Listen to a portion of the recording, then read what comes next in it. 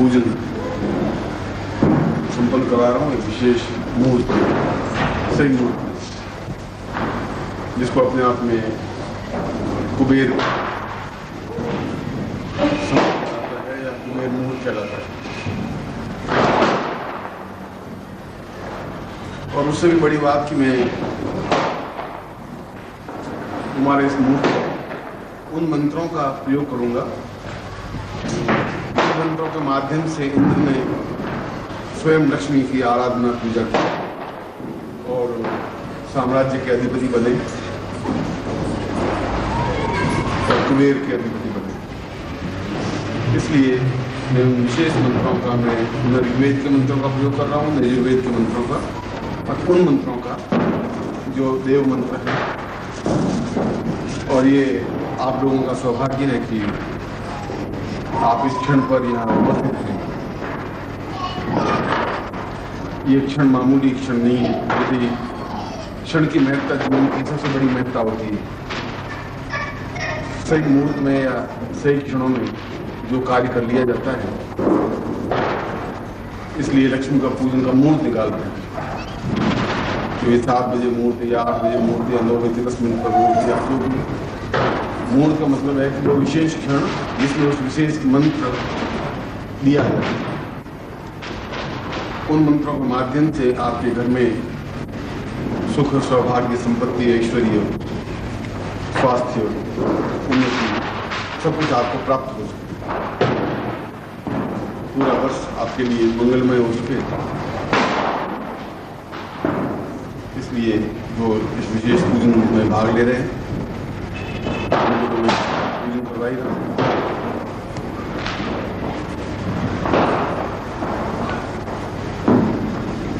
बाकी लोग मंत्रों का श्रवण कर लें, जो मैं बोलूँगा उनको ध्यान से सुन लें, क्योंकि ये मंत्र और ये क्षण, इसका रिजल्ट, जिसका परिणाम आप स्वयं अनुभव कर लेंगे अगले 2-4 महीनों में। इसलिए पूर्ण शांत चित्त होकर के आप ऐसा ही अनुभव करें कि आप एक पूरे साधक हैं। दिवाली का वातावरण बच्चों के साथ, बच्चों की तरह का वातावरण बनाया जाता है। साधना में साधना दृष्टि से बैठे, मंत्रों के तरीके से होगा, ग्रस्त के तरीके से चलेगा। एक व्यक्ति कई रूपों में प्रकट होना चाहिए, एक ही रूप का नहीं होता। जब आप मुझे होली के अवसर पर देखेंगे तो और रूप में देखेंगे, जब आप दिवाली के अवसर पर देखेंगे तो और रूप में देखेंगे, शिविर में देखेंगे तो और रूप में देखेंगे। दिवाली के छोड़ने के क्षण है बच्चों के साथ, सीजन से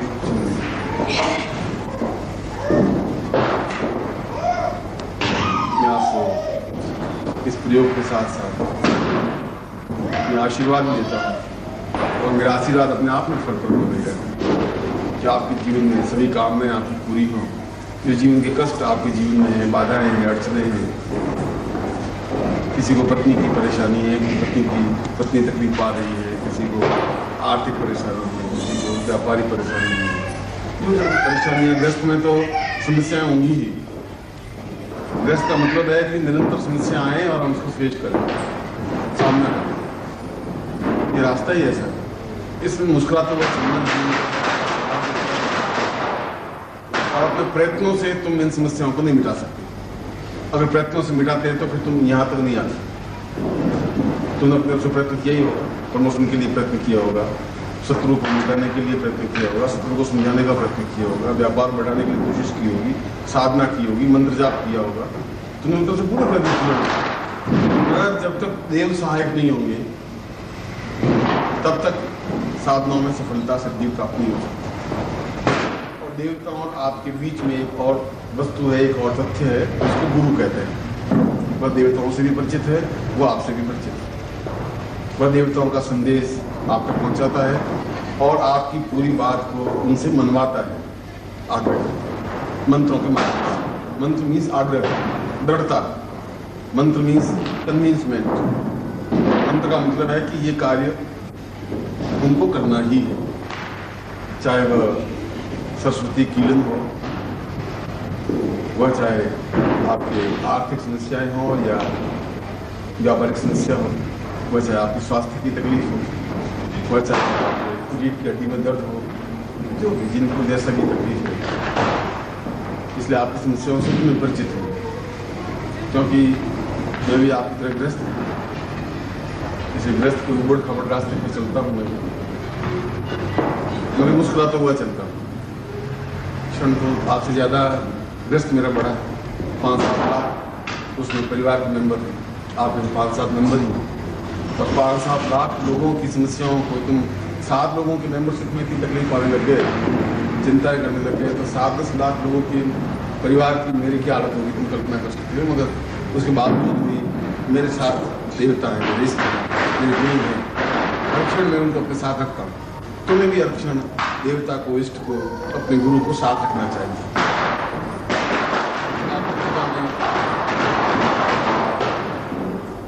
इस बार पत्रिका में अभी जो पत्रिका छप रही है उसमें एक व्यक्ति ने बड़ा अच्छा प्रश्न किया है, हमने उस पत्र को छापा है और प्रश्न का उत्तर भी दिया है। उसने कहा है कि गुरुदेव मैं आपकी तरह बनना चाहता हूँ, आपकी जैसा बनना चाहता हूँ, और मैंने उसको लिखा है कि मेरी तरह बनने की जरूरत नहीं है, तो मेरी तरह बन भी नहीं सकते, क्योंकि 2 शब्द हैं, एक शब्द है अनुकरण, एक शब्द है अनुसरण।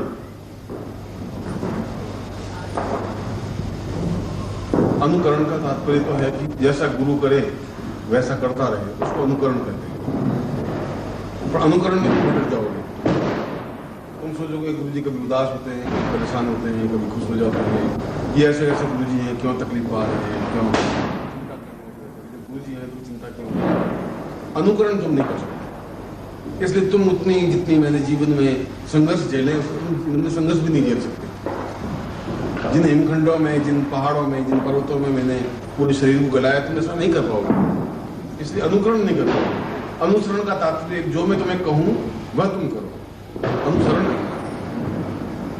मैं तुम्हें कहूँ कि इस रास्ते पर चलना है तो इस रास्ते पर चलना है, और उस रास्ते पर चल करके भी मैं तुम्हारे प्रत्येक के अंदर में अलग अलग व्यक्तित्व है, मेरा व्यक्तित्व अलग है।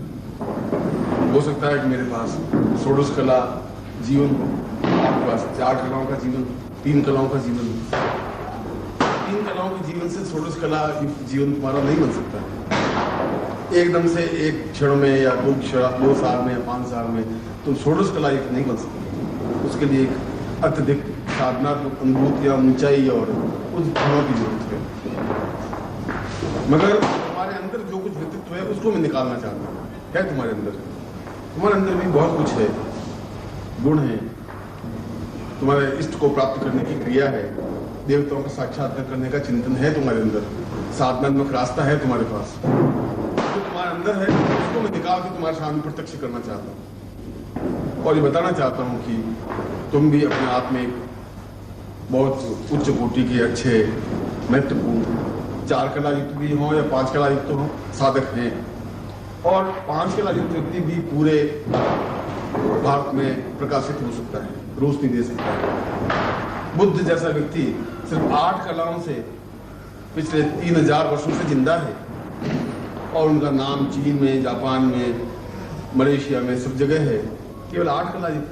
तो तुम अगर 5 कला या 6 कला या 8 कला युक्त हो गए तभी बहुत बड़ी बात है। इसलिए अनुकरण कर, गुरु के समान तुम नहीं बन सकते। तुम्हारा अधिक चिंतन ये रहता है कि तुम्हारे पत्र आते हैं, तनाव तुम्हें होता है, बोलिए आपने इतनी सिद्धियाँ प्राप्त की, हम नहीं कर पाए, हम क्या करें।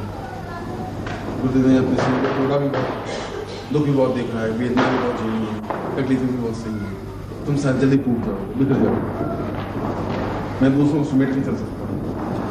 ऐसे मैं बड़पन की बात नहीं कह रहा हूँ, मैं तो एक उस पत्र का उत्तर दे रहा हूँ। ये दिवाली का क्षण महालक्ष्मी का क्षण है, और त्रिगुणात्मक शक्ति में से महासरस्वती, महाकाली और जो कि जीवन की सारी समस्याओं को दूर करने में सहायक है। आर्थिक महालक्ष्मी स्वास्थ्य लक्ष्मी भी कहलाती है, धन लक्ष्मी भी कहलाती है, व्यापार लक्ष्मी भी कहलाती है, कीर्ति लक्ष्मी भी कहलाती है, आयुष लक्ष्मी भी कहलाती है, लक्ष्मी ही कहलाती है सब, पुत्र पौत्र लक्ष्मी भी कहलाती है, धन धान्य लक्ष्मी कहलाती है। लक्ष्मी का केवल नोट ही नहीं होता, इसलिए गुरु के चिंतन के साथ और उस तिब्बत साधना में एक बड़ी महत्वपूर्ण साधना है कि हर क्षण गुरु को अपने पास 24 घंटे आप अपना काम करें, नौकरी करें, व्यापार करें, पढ़े, किताब पढ़ें, मगर गुरु आपके हर समय पास नहीं है। आप आंख बंद करें, गुरु दिखाई दे। ऐसा नहीं है कि मतलब गुरु तुमको दूर हो सकता है। गुरु कोई शरीर तो होता नहीं, गुरु तो एक चिंतन है, प्रक्रिया है, जीवन है, एक साधनात्मक पुंज है, अनुभूति है। तुम अपने पास कितना समय कर सकते हो तो आपके पास पूंजी में तो ऐसा कोई क्षण है ही नहीं जब मैं गुरु से अलग हो सकता हूँ। चाहे रात को आधी रात में सोता हूँ तब भी मेरे गुरु साथ होते हैं, खाना खाता हूँ तभी मैं उनको खाना खिलाता रहता हूँ, मैं खाना खाता रहता हूँ, पानी पीता हूँ तो उनको पिलाता रहता हूँ, पीता रहता हूँ। और कष्ट भी होता है तो उनको भी कष्ट बताता रहता हूँ, कष्ट है मैं भोग रहा हूँ, आप भी अनुभूत करिए।